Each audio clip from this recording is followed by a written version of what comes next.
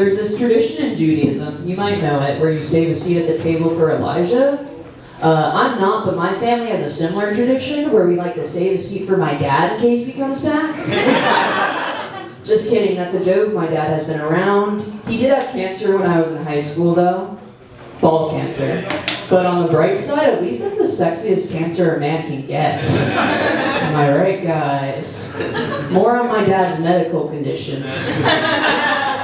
Growing up, my mom would say that my dad had a sailor's mouth, which I just thought meant a mild case of scurvy. But she really emphasized to us, like, you do not want to be like your dad and get a sailor's mouth. So I was like, okay, fine, I'll stop kissing dad on the mouth if it's contagious. If you're just jealous, please let me know. I consider this kind of a talent, not the flex. But within the last year, I've been fired from 5 jobs for having an off-putting personality. And I wasn't even trying, I'm just a natural. The last job I worked there for 9 months, and then I got fired because I didn't fit in. Fair. But my manager was trying to be nice about it when he was firing me. So he was like, hey, you know what?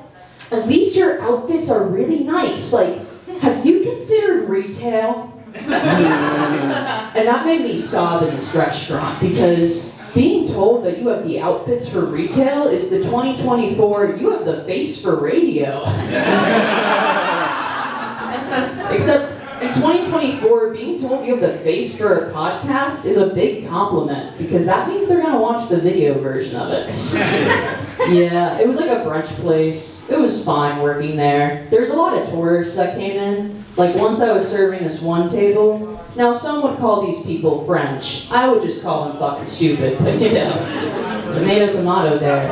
And this woman raises her hand, which is a red flag to me. I go over, I'm like, everything okay here? She's like, I have a question, but I don't know if you know the answer because it's not about the restaurants. And I brace myself because when a tourist says something like this, they're either going to ask like, hey, how do I get a battery park from here? Or like, do you think this is gonorrhea? So I'm like, try me. And she goes, is the girl at the bar the girl from Twilight? And I turn around and there's just like a gay looking girl with the mullet. And there wasn't like a mirror, there was another girl with a mullet. And then it made me so happy to turn back around and be like, oh, no.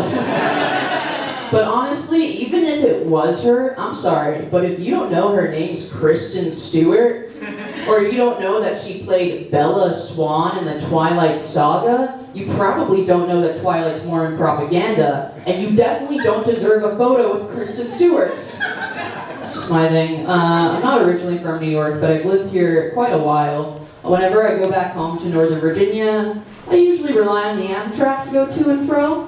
One time I'm heading back up to New York.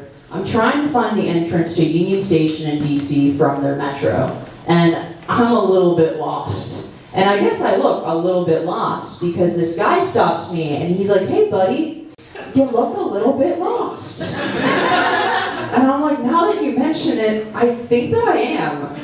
How do I find the Union Station entrance? And he's like, oh, let me just take you there. And he takes me there, and all is good and well, and I'm gonna walk away, and he grabs my shoulder and goes, hey, just so you know, you should be careful about who you trust next time. A lot of men would have taken this opportunity to do something terrible to you. And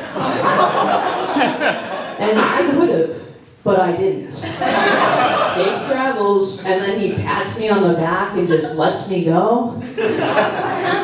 And I'm walking away like, oh my god.